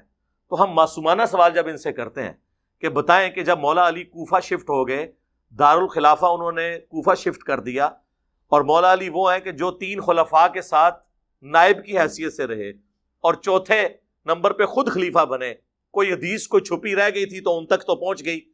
تو جو 5 سال کوفے میں مولا علی رہے، تو وہ جو 5 سال 12 ربیع الاول کا دن آتا تھا، اس میں جو مولا علی جلسہ کرواتے تھے کوفے کی بڑی جامع مسجد کے اندر، اس میں مہمان خصوصی کون ہوتا تھا؟ یہ آگے سے کہیں گے ہیں ایک کرتا ہے سوال، جی اس طرح ہی ہوئے گا جو تسی کر کے ساڈے عشق نو چیلنج کرو گے، پھر اسی تے انج ہی پوچھاں گے کہ مولا علی جو ہے وہ نعت کس سے پڑھواتے تھے کوفے کی جامع مسجد میں. تو آپ کو چہرہ لٹکا کے کہ جی اس زمانے سے کچھ نہیں سی ہوتا. تو جو کام اس زمانے میں نہیں ہوتا تھا وہ آپ شروع کر کے اور اس کی بنیاد پہ باقی تمام مکاتب فکر کو گستاخ ڈکلیئر کریں، اور جب جوڈیشری میں بات پیش ہو یعنی ہماری عدالت میں تو کہیں کہ نہیں جی ہم تو اس سے مستحب سمجھتے ہیں، اگر کوئی نہیں کرتا ہم اسے کوئی گستاخ نہیں کہتے. تو سر پھر آپ یہ شعر جگہ جگہ لکھ کے کیوں لگاتے ہیں؟ نثار تیری چہل پہل پر ہزاروں عیدیں اے ربیع الاول، سوائے ابلیس کے جہاں میں سبھی تو خوشیاں منا رہے ہیں. یہ مفتی احمد یار خان نعیمی صاحب جن کا مزار گجرات میں ہے، جنہوں نے جال حق کتاب لکھی ہے، ان کا یہ شعر ہے. آپ نے پوری امت کو ابلیس بنا دیا. صحابہ تابعین تبع تابعین کے مبارک دور میں جتنے مسلمان ہیں ان کو ابلیس کہہ دیا، کیونکہ وہ آپ کے طریقے پہ تو میلاد نہیں مناتے تھے. تو وہ تو وہی طریقہ تھا جو صحیح مسلم میں ہے 2750، فیہ ولدت وفیہ انزل علیہ، میں پیر کا روزہ اس لیے رکھتا ہوں کہ اس دن میں پیدا ہوا اور اس دن مجھ پر پہلی وہی نازل ہوئی. تو بتائیں پھر مولا علی نے کس طریقے سے میلاد منایا ہے؟ پھر آپ کو یہ ڈھیلا سا منہ بنا کے بتائیں گے کہ جی ہاں جی وہ اعلیٰ حضرت نے بھی فتاوی رضویہ میں لکھا ہے، ہمارے بزرگ بھی بتاتے ہیں کہ ایک ایوبی بادشاہ تھے، اہل سنت تھے. یہ اہل حدیث جو کہتے ہیں نا شیعہ نے شروع کروایا، شیعہ نے نہیں شروع کیا. آپ گوگل میں بھی جا کے لکھیں تو پوری ہسٹری اس کی آ جائے گی آپ کو ویکیپیڈیا کے اندر. یہ ایک سنی بادشاہ تھے، الملک المظفر. ایوبی سلطنت جو چلی تھی نا، اب تو ارطغرل ڈرامے میں آپ کو پتہ چل گیا ہوگا ایوبی اور عثمانی وہ والے فرق وہ بھی اس میں بتا رہے ہیں. ایوبی سلطنت کے یہ ایک تھے بادشاہ، 630 ہجری میں فوت ہوئے ہیں اور عیسوی اعتبار سے 1033 عیسوی. آج چل رہا ہے یہ 2021، تو آلموسٹ آپ سمجھ لیں 1000 سال پہلے کی بات ہے. تو انہوں نے 604 ہجری کے اندر پہلی دفعہ ان کو کسی نے، ظاہر ہے جی جب آپ کو کرنے کو کوئی کام نہ ہو تو پھر کوئی نہ کچھ چیز سوچتی ہے، تو انہوں نے 12 ربیع الاول کے دن علماء کو جمع کیا اور محفل نعت اور وہ جو صوفیاء کا وہ طریقہ ارطغرل ڈرامے میں آپ دیکھ رہے ہیں، وہ ناچ کود کے جو وہ ذکر کرتے ہیں وہ، اور جناب کھانے اور پکوان بڑے پکوا کے تو علماء کا اکرام مسلم کیا. تو ظاہر اب علماء نے کہا کہ لو جی سال بعد یہ بھی روٹی ہماری کھل گئی. تو ان میں سے ایک مولوی نے ایک کتاب لکھ دی میلاد کے ثبوت پہ، یعنی کام وہ اس زمانے میں شروع ہوا اور اس میں ثبوت پہ آ گئی. اچھا اب وہ شروع ہو گیا، ظاہر ہے اس زمانے میں تو نیا کام تھا، لوگ مخالفت کرتے تھے، لیکن آج تو 1000 سال پرانا ہو چکا ہے. تو یہ کہتے ہیں پرانے بزرگوں کو انجینئر برا کہتا ہے. میں پرانوں کو نہیں برا کہتا، میں درمیانوں کو کہتا ہوں. آج سے 1000 سال پہلے پرانا کیسے ہو گیا؟ 1000 سال بعد تو میں بھی پرانا ہو جاؤں گا.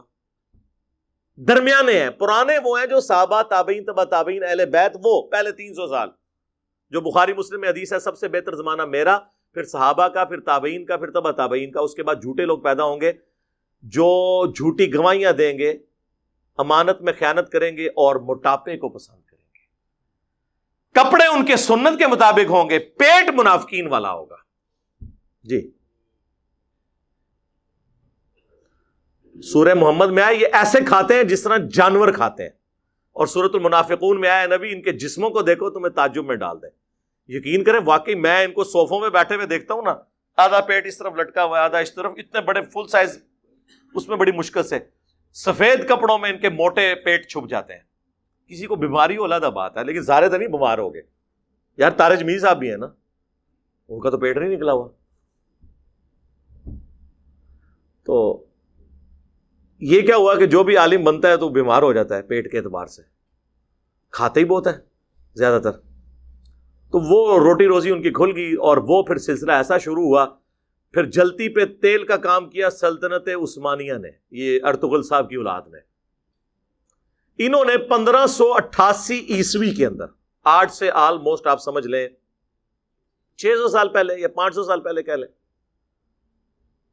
انہوں نے سلطنت عثمانیہ جو 3 براعظموں میں پھیلی ہوئی تھی، سرکاری سطح کے اوپر 12 ربیع الاول کی چھٹی ڈکلیئر کر دی. وہاں سے پھر اسے اور تقویت مل گئی اور وہ سلسلہ اب تک چلتا آیا. اور اسی کی باقیات یہ ہیں کہ پاکستان میں پھر 12 ربیع الاول کی چھٹی ہوئی اور یہ سارے کے سارے معاملات اس طریقے سے چلے. یہ اس کی پوری ہسٹری ہے جس کا تعلق صحابہ، تابعین، تبع تابعین، بعد کے لوگوں، پہلے آپ سمجھ لیں 600 سال کے لوگوں کے ساتھ اس کا کوئی تعلق نہیں ہے. اور یہ 7ویں صدی جو ہے نا یہ مسلمانوں کے اوپر افتاد بن کے ٹوٹی ہے. گنبد خضرا بھی 7ویں صدی ہجری میں رکھا گیا ہے اور یہ خود اعلیٰ حضرت بھی لکھ رہے ہیں. بلکہ آپ کو وفا ایک کتاب ہے علامہ سمودی المتوفا 911 ہجری کی، جو تاریخ مدینہ پہ دنیا میں اتھینٹک ترین بک مانی جاتی ہے. اردو ترجمہ اس کا ہو چکا ہے. پوری اسلامک ہسٹری ہے مدینے کی، صرف مدینہ شریف کی. 400-500 صفحوں پہ وہ کتاب ہے.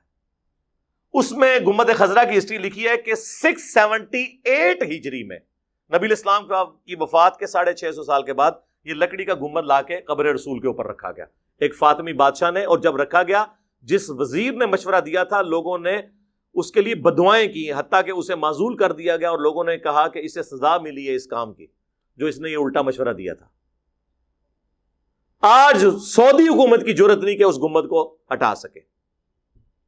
شیخ البانی آخری وقت تک سعودی حکومت کے خلاف رہے اس مسئلے میں. شیخ البانی کو انہوں نے سعودیہ سے نکال دیا.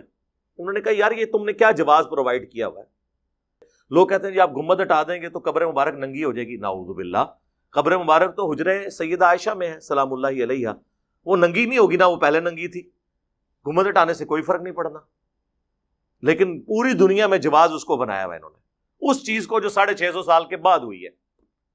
صحابہ کرام سونے کا گنبد رکھ دیتے, لیکن صحیح مسلم کی حدیث, میں تمہیں منع کرتا ہوں قبروں پہ عمارتیں مت بناؤ, قبروں کو پکا مت کرو, اور قبروں پہ مت بیٹھو, نہ مجاور بن کے بیٹھنا نہ فزیکلی بیٹھنا.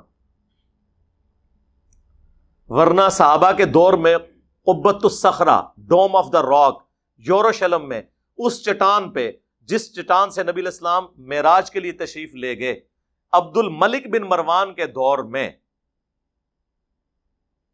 یہ آلموسٹ آپ سمجھ لیں 78 ہجری کے اراؤنڈ اباؤٹ یہ گنبد بنایا انہوں نے. اتنا بڑا گنبد, گنبد خضرا تو اس کے مقابلے میں بہت چھوٹا ہے.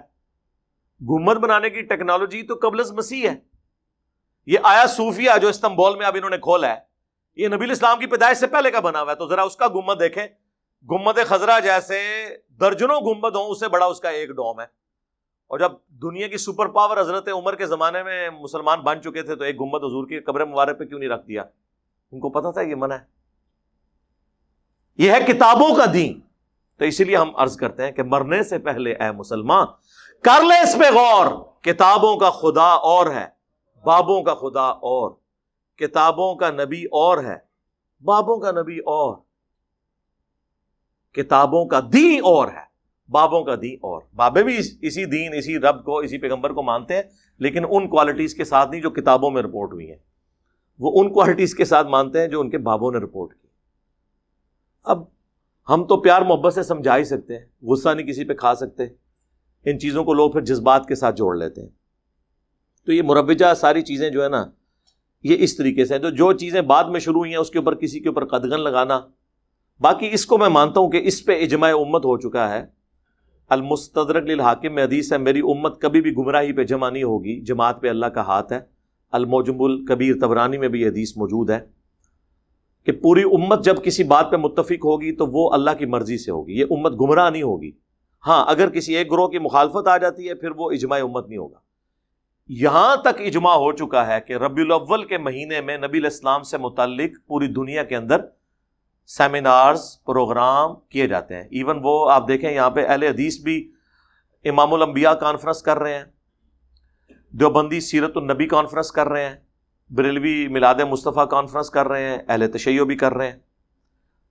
پروگرام نبی علیہ السلام کی سیرت کو, آپ کی صورت کو, آپ کے معجزات کو ذکر کرنا, آپ علیہ السلام کی شخصیت کی کوالٹیز کو ذکر کرنا. اس مہینے کے اندر جمعے کے خطبوں میں تمام مکاتب فکر کے لوگ یہ ساری چیزیں کرتے ہیں. یہ بالکل درست ہے, یہاں تک اجماع ہے. باقی یہ جو ایگزیکٹلی 12 ربیع الاول کے دن کو ٹارگٹ کر کے جھنڈیاں, جلوس, لائٹنگ, اس اعتبار سے جو کچھ کیا جا رہا ہے نا, اس کے اوپر کوئی اجماع نہیں ہوا. بس میں اشارے سے ہی بات کر سکتا ہوں تاکہ آپ کو بات سمجھ آ جائے.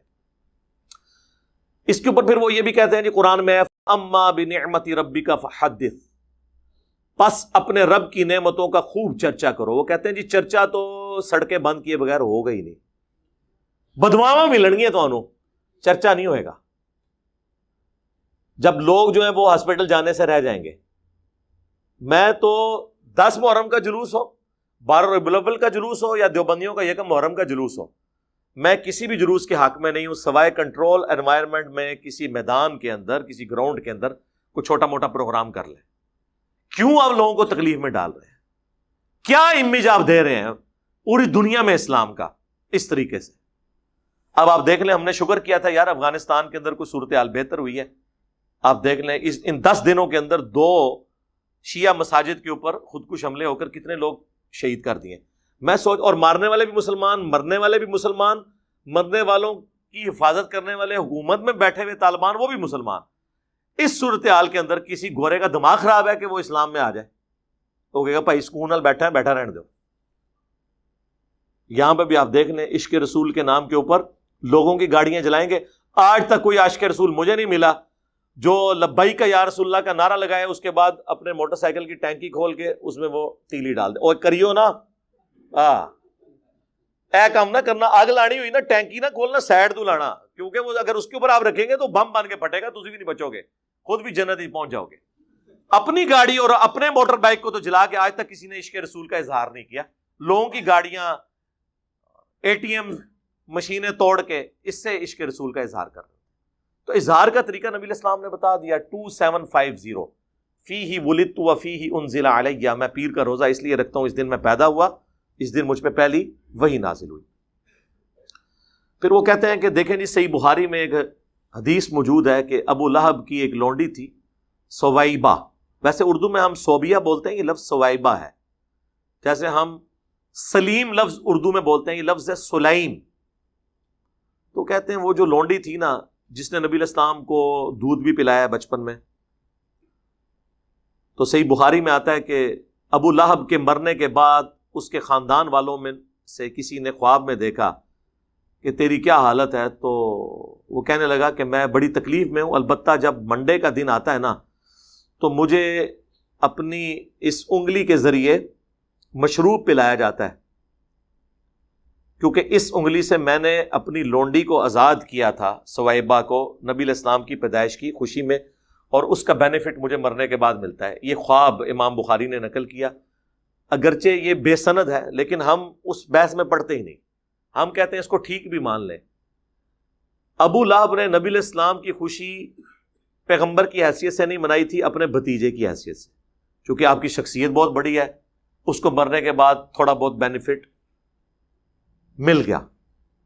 لیکن کیا اس حدیث کی بنیاد پہ صحابہ کرام, خلفائے راشدین, خود نبی علیہ السلام, کیا آپ ہر سال اپنی پیدائش کے دن لونڈیاں آزاد کرتے تھے, یا لنگر پکوا کے تقسیم کرتے تھے, یا جلوس یا جھنڈے کرتے تھے؟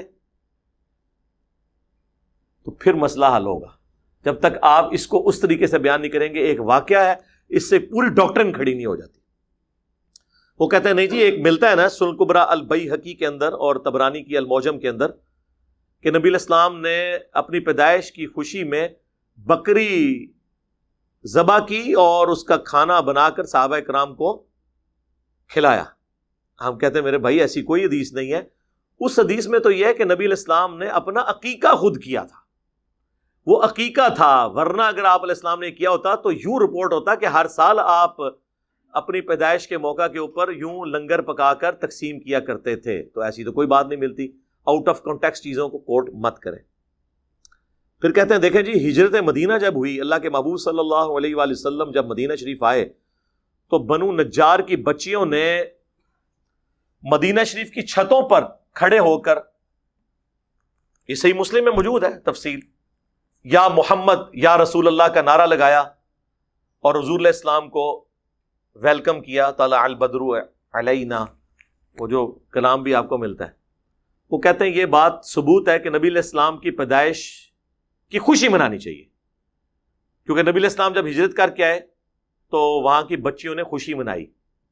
یار وہ تو ایک ایونٹ تھا, اس کو سیلیبریٹ کیا. یہ تو نہیں ہے کہ ہر سال جب ہجرت کا دن آتا تھا یا میلاد کا دن آتا تھا تو وہ بچیاں یوں چھتوں پہ چڑھ کے تو یہ پڑھتی تھیں. وہ ایک ایونٹ تھا. وہ تو آج نبی علیہ السلام تشریف لے آئے تو ہمارا تو شاید اس سے بھی بڑھ کر والہانہ ایٹیچیوڈ ہو نبی علیہ السلام کو ویلکم کرنے میں. تو یہ آپ معاملات کو دیکھیں. نبی علیہ السلام کی مبارک زندگی کے جو واقعات ہیں ان کو آپ آج کے دور میں اس طریقے سے اکثر چیزوں کو پریزنٹ نہیں کر سکتے. اس پہ میں ایک جملہ بولا کرتا ہوں, اور یہ صدیوں کا آپ سمجھ لیں ایک اختلاف ہے, جسے میں نے ایک جملے میں جمع کر دیا کہ رسول اللہ صلی اللہ علیہ وآلہ وسلم کی مبارک زندگی میں صحابہ کرام کی جو عقیدت تھی اللہ کے محبوب کے ساتھ صلی اللہ علیہ وآلہ وسلم, وہ عقیدت آج اگر آپ نے کسی میں دیکھنی ہے تو وہ بریلوی مکتب کے لوگ ہیں. لیکن نبی علیہ السلام کی وفات کے بعد صحابہ کرام کی جو حضور کے ساتھ عقیدت تھی وہ آپ نے اگر دیکھنی ہے تو وہ اہل حدیث کے اندر ہے. جی بخاری مسلم میں حدیث ہے کہ نبی علیہ السلام کا مبارک پسینہ صحابہ کرام خوشبو کے طور پہ استعمال کرتے تھے. بالکل ٹھیک ہے سر، آج تو ہم پسینہ نہیں لے سکتے اور نہ اس پہ قیاس کر کے قبر رسول کی مٹی اکھاڑ سکتے ہیں. کیا صحابہ نے اکھاڑی؟ جی بخاری میں آتا ہے نبی علیہ السلام نے وضو کیا، وضو کا جو پانی ہے صلح حدیبیہ کے موقع پر صحابہ کرام نے لے کے اپنے جسموں پہ ملا، اور جس کو نہیں ملتا تھا وہ دوسرے سے لے کے جسم پہ ملتا تھا. تو یار وضو کا پانی تو آج اویلیبل نہیں ہے. اگر آپ کہیں کہ اب ہم آپ کے بزرگوں کے پسینوں والے ٹیشو پیپر منہ میں ڈالنا شروع کر دیں، جس طرح وہ 2014 کے دھرنوں میں ڈاکٹر طاہر القادری صاحب اپنا پسینہ پونچھ پونچھ کے مریدین میں بانٹ رہے تھے، اور الیاس قادری صاحب ٹی وی میں آپ دیکھ لیں کہ وہ ساری اور افطاری میں وہ جو بوٹیاں کھاتے تھے اس کی ہڈیاں مریدین میں تقسیم کرتے تھے. اب یہ تو ہم نہیں کر سکتے میرے بھائی. آپ نے ان کو پیغمبر بنا لیا ہے کہ حضرت ابوبکر، عمر، عثمان و علی رضی اللہ عنہم اجمعین وعلیہم السلام اجمعین اپنی عزت اس طرح کرواتے تھے؟ انہوں نے تو سوچا بھی نہیں تھا. صحیح بخاری میں آتا ہے نبی علیہ السلام نے حجۃ الوداع کے موقع پر اپنے بال منڈوا کر صحابہ کرام میں تبرکن تقسیم کیے. صحیح بخاری کے اندر ہی موجود ہے. انس بن مالک کہتے ہیں حضور کا ایک بال میرے پاس ہونا دنیا اور جو کچھ دنیا کے اندر ہے اس سے بڑھ کر مجھے محبوب ہے. صحیح بخاری میں حدیث ہے ام سلمہ ہماری والدہ، بلکہ اپروپریٹ ورڈ ہے ہماری ماں ام المومنین، ان کے پاس حضور کے چند بال تھے جو ایک ڈبیا میں انہوں نے رکھے ہوئے تھے، اور اس محلے میں جب کوئی بیمار ہو جاتا وہ پانی برتن میں بھیجتا، وہ اس میں ڈبو کے ہلا کے دیتی تو اس مریض کو شفا ہو جاتی تھی. صحیح مسلم میں حدیث ہے نبی علیہ السلام کا کسروانی تیالسی کالا جبہ اسما بنت ابی بکر کے پاس تھا، اور وہ کہتی ہیں حضور پہنا کرتے تھے اور ہم اس کا دھون مریضوں کو شفا کے لیے دیتے ہیں. یہ حضور کے تبرکات تھے، اس میں تو کوئی شک نہیں ہے. صحابہ کرام، ابو داؤد ترمذی میں حدیث ہے نبی علیہ السلام ایک صحابی کو ملنے گئے تو آپ کو پیاس لگی تو حضور نے کہا میں نے پانی پینا. انہوں نے کہا کہ وہ مشکیزہ ہے، تو حضور علیہ السلام نے اس مشکیزے سے منہ لگا کر کھڑے ہو کر پانی پیا. وہ کہتے ہیں جیسے ہی حضور ہٹے میں نے مشکیزے کا منہ کاٹ کے اپنے پاس رکھ لیا تبرک کے طور پہ کہ اس سے میرے نبی کا منہ لگا ہوا ہے. سر صحابہ کرام نے وہ عقیدت کی ہے جو آپ کو یہ زبانی کلامی یہ جو دعوے کرتے نعرے مارتے لوگ نظر آتے ہیں، لیکن کب کی ہے؟ جب حضور علیہ السلام ان کے سامنے موجود تھے. لیکن جیسے ہی فوت ہوئے ہیں تو آپ کی میت کے اوپر محفل میلاد نہیں ہوئی، آپ کی میت کے اوپر وما ارسلناک الا رحمۃ للعالمین نہیں پڑھا گیا، بلکہ کیا پڑھا گیا؟ سیدنا ابوبکر کا خطبہ 4 جگہ کم از کم بخاری میں ہے، اس سے بھی زیادہ جگہ لیکن ڈیٹیل 4 جگہ. کیا پڑھا؟ اپنی طرف سے اما بعد، یعنی صلاۃ والسلام کے بعد انہوں نے کہا من کان یعبد محمدا فان محمدا قد مات، تم میں سے جو کوئی بھی محمد کی عبادت کرتا تھا جان لے کہ محمد پاکستان میں فوت ہو چکے، اور حضرت ابوبکر صدیق کے زمانے میں مر چکے، کیونکہ مات کا ترجمہ فوت تو نہیں ہم کر سکتے، فوت تو خود عربی کا لفظ ہے.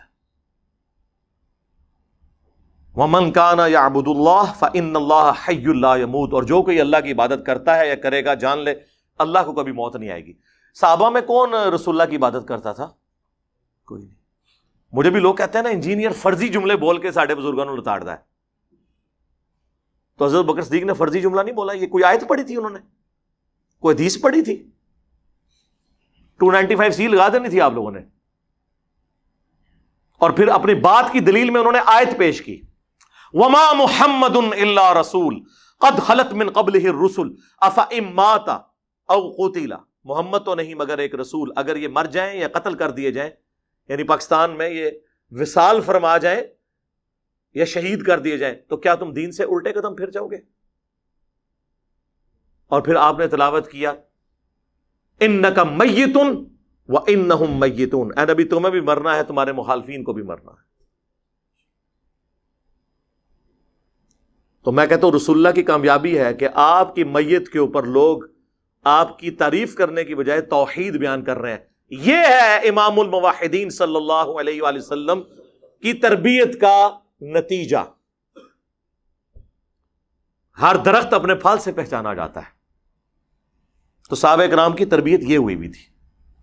اس کے بعد کوئی عرس نہیں منایا، کوئی میلاد نہیں منایا. تو آپ اس چیز کو فرق کو سمجھیں. نبی علیہ السلام دنیا میں موجود ہوں، ہم ہر مسئلہ حضور کے پاس لے کے جائیں. بخاری مسلم میں آتا ہے بارش نہیں ہو رہی، صحابہ کرام حضور سے دعا کرواتے ہیں. صحیح بخاری میں آتا ہے ایک صحابی کی پنڈلی ٹوٹ گئی، نبی علیہ السلام نے مبارک ہاتھ پھیرا، وہ صحیح ہو گئی. بخاری مسلم میں آتا ہے کہ نبی علیہ السلام صلح حدیبیہ کے موقع پر جب پانی نہیں تھا، آپ کو پیالہ جمع کر کے دیا گیا، آپ نے مبارک انگلیاں اس میں داخل کی، 1500 صحابہ نے وضو کیا، اپنے جانوروں کو پلا لیا، تب بھی بچ گیا. اور جابر بن عبداللہ کہتے ہیں ہم 1,00,000 بھی ہوتے نا، پانی اس سے بھی زیادہ تھا. حضور کا معجزہ ظاہر ہوا. تو آج اگر حضور موجود ہو ہم، اور یہ میرا اپنا عقیدہ نہیں ہے، یہ حضرت عمر کا عقیدہ ہے. 1010 نمبر حدیث صحیح بخاری میں، انا کننا نتوسل الیک بنبینا صلی اللہ علیہ وآلہ وسلم، اے اللہ پہلے ہم تیرے نبی کو تیری بارگاہ میں پیش کیا کرتے تھے توسل کے طور پر، اب ہم تیرے نبی کے چچا کو لے کے آئے ہیں، تو ان کی دعا کی برکت سے بارش نازل فرما، تو بارش نازل ہو جاتی. قبر رسول پہ تو نہیں گئے.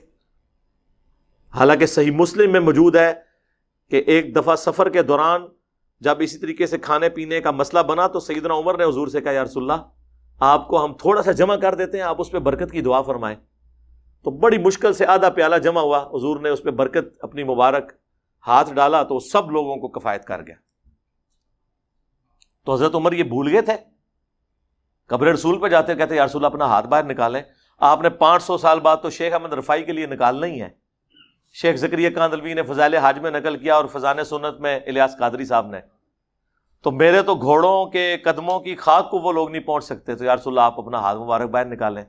نہ اس زمانے سے عقیدے یہ گلاں نہیں سن ہوندیاں، پرانیاں گلاں، پرانے عقیدے، پرانے بابے تے شاہی کوئی نہیں.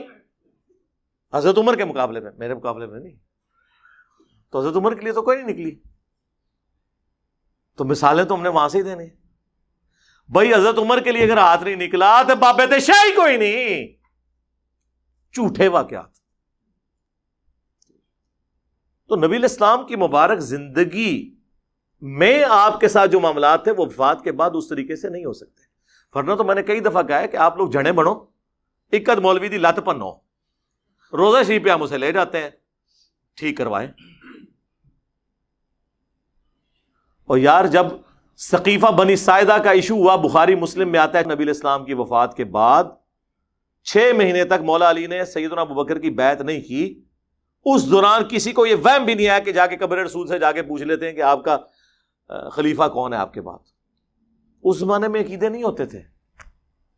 اما عائشہ 47 ایئرز تک رہی ہیں حجرہ عائشہ میں، کبھی انہوں نے دعویٰ نہیں کیا کہ میری حضور سے ملاقات ہوئی ہے، میں نے آپ کو فزیکلی دیکھ لیا. حتیٰ کہ جب جمل کے لیے نکلی ہیں اس وقت نہیں حضور نے کوئی آواز دی کہ عائشہ نہ جاؤ. وہ تو ہو پہ جا کے کتے جب بھونکے ہیں تو پھر آپ کو یہ ریئلائز ہوا کہ یہ تو غلط ہو گیا کام، ورنہ تو حضور نے تو نہیں روکا. اس زمانے میں یہ عقیدے ہوتے ہی نہیں تھے میرے بھائی، یہ چیزیں ایگزسٹ ہی نہیں کرتی تھیں. یہ سب کہانیاں انہوں نے بنائی ہوئی ہیں. اب نہیں بنے گی اللہ کے فضل سے، کیونکہ اب تو میڈیا کا دور ہے. وہ کہتے ہیں جی سیدہ آمنہ سلام اللہ علیہا نے خواب دیکھا تھا. بالکل جی موجود ہے، مسند احمد میں حدیث ہے، مشکات میں بھی ہے، دلائل النبوہ کے اندر بھی موجود ہے کہ نبی علیہ السلام نے فرمایا میں اس وقت بھی اللہ کے ہاں خاتم النبیین لکھا ہوا تھا جب آدم علیہ السلام ابھی مٹی اور پانی، روح اور جسم کے درمیان تھے. اللہ کے علم میں میں اس وقت بھی اللہ کا پیغمبر تھا. بالکل ایسے ہی ہے. میں دعائے ابراہیم ہوں، میں عیسیٰ کی بشارت ہوں، میں اپنی ماں کا وہ خواب ہوں جو انہوں نے پیدائش کے وقت دیکھا کہ ان کے لیے ایک نور ظاہر ہوا جس سے شام کے محلات بھی ان کے لیے روشن ہو گئے. یعنی آپ کو بتایا گیا کہ آپ سے جو بچہ پیدا ہوگا اس کی جو حکومت ہے بالآخر رومن امپائر کو بھی سپر سیڈ کر جائے گی. یہ دکھایا گیا. تو وہ کہتے ہیں پیدائش کے وقت یہ جو روشنی ظاہر ہوئی نا، اس سے میلاد کی لائٹنگ ثابت ہوتی ہے. سر یہ آج تک ثابت نہیں ہوئی تھی، آپ نے ثابت کی ہے. اس سے کیسے ثابت ہوگی میرے بھائی؟ تو نبی علیہ السلام پھر دیے جلاتے ہوں گے اپنی پیدائش کی خوشی میں، کو دکھائیں. پھر رہ کے ان کے پاس وہ رہ جاتا ہے. شاہ عبداللہ محدث دہلوی جی مدارج النبوہ میں انہوں نے لکھا ہے کہ حضرت جبرائیل علیہ السلام کو اللہ تعالیٰ نے 3 جھنڈے دے کر بھیجا ہے. ایک جھنڈا جو ہے وہ خانہ کعبہ کے اوپر، ایک رسول اللہ کے گھر کے اوپر، ایک بیت المقدس کے اوپر. اور کہانیاں نے پائی، کوئی سند نہیں، سب جھوٹ ہے. بلکہ میں کہتا ہوں سب کانٹیننٹ میں سب سے زیادہ جس بندے نے یعنی اس قسم کے عقائد امت میں پھیلائے ہیں نا، ان میں سے ایک جو ہے عبداللہ محدث دہلوی ہے، المتوفی 1052 ہجری. اس کی کوئی اصل نہیں ہے، کہانی ہے، جو مرضی لکھتے رہے. وہ کہتے ہیں جی حضرت معاویہ رضی اللہ تعالیٰ عنہ نے بھی ایک دفعہ میلاد بنایا، ایک دفعہ. ہم کہتے ہیں کدھر؟ یہ صحیح مسلم میں جی. اب آپ حیران ہوں گے کہ وہ چیز ہی کچھ اور تھی. میرا ایک یوٹیوب پہ کلپ بھی ہے حضرت معاویہ کی فضیلت، اس فضیلت میں نے یہ حدیث بیان کی تھی کہ ان کی صحابیت جو ہے وہ ثابت ہے. وہ صحیح مسلم میں یہ حدیث ہے کہ حضرت معاویہ رضی اللہ تعالیٰ عنہ ایک دفعہ مسجد میں آئے تو انہوں نے صحابہ کرام کو ایک حلقے میں دیکھا کہ وہ بیٹھے ہوئے ہیں اور آپس میں گفتگو کر رہے ہیں. تو ظاہر ہے کہ وہ آج کل کے لوگ تو نہیں تھے نا کہ وہ یہ ڈسکس کر رہے ہوں کہ پٹرول اتنا مہنگا ہو گیا تو گھی اتنا چڑھ گیا. وہ تو زہد والی زندگی گزارنے والے لوگ تھے. تو حضرت معاویہ جب آئے نا تو انہوں نے ان سے کہا کہ تم لوگ کیا کر رہے ہو؟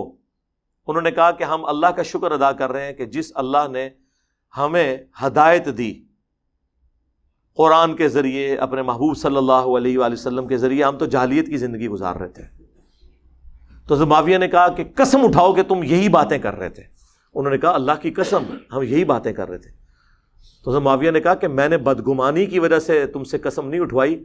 ایک دفعہ ہم بھی مسجد میں بیٹھے ہوئے تھے، نبی علیہ السلام یوں ہی تشریف لائے اور ہم سے پوچھا تم کیا کر رہے ہو، تو ہم نے یہی جواب دیا جو تم نے دیا. تو حضور نے پھر ہم سے بھی قسم اٹھوائی. تو معاویہ نے کہا کہ اگرچہ میں سب سے کم حدیثیں بیان کرتا ہوں، ظاہر ہے بالکل اینڈ پہ جو مسلمان ہوئے تھے، لیکن یہ حدیث مجھے یاد ہے. تو جب حضور نے قسم اٹھائی تو پھر آپ نے فرمایا کہ ابھی ابھی مجھے جبرائیل علیہ السلام نے خبر دی ہے کہ اللہ تمہاری وجہ سے فرشتوں کے سامنے فخر فرما رہا ہے. کہ فرشتوں نے کہا تھا نا کہ یہ قتل و غارت کرے گا، تو اللہ تعالیٰ فرشتوں سے کہہ رہا ہے کہ یہ دیکھو یہ بھی تو جانثار لوگ ہیں جنہوں نے میرے نبی کی دعوت پہ لبیک کہا ہے. اس سے وہ کہتے ہیں میلاد ثابت ہو گیا. دیکھیں وہ مسجد میں بیٹھ کے یہ بات کر رہے تھے کہ اللہ نے ہمیں ہدایت دی، اور یہ وہ لوگ بات کر رہے ہیں جو ایاک نعبد و ایاک نستعین کا ٹیسٹ ہی پاس نہیں کرتے، بابوں کو پکارتے ہیں.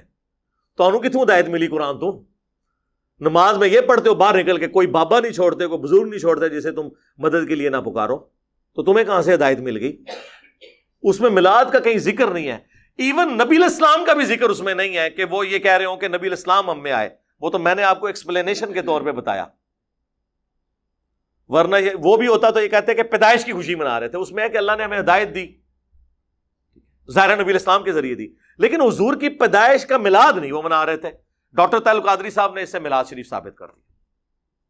اب عقل کا تو کوئی علاج نہیں اس طرح کی اگر کسی میں ہو. پھر کہتے ہیں جی وہ امام ابن تیمیہ نے بھی تو اقتداء الصراط المستقیم میں لکھا ہے کہ میلاد منانا اگرچہ بدعت ہے لیکن چونکہ اس کے پیچھے حسن نیت ہے لہذا ثواب ملے گا.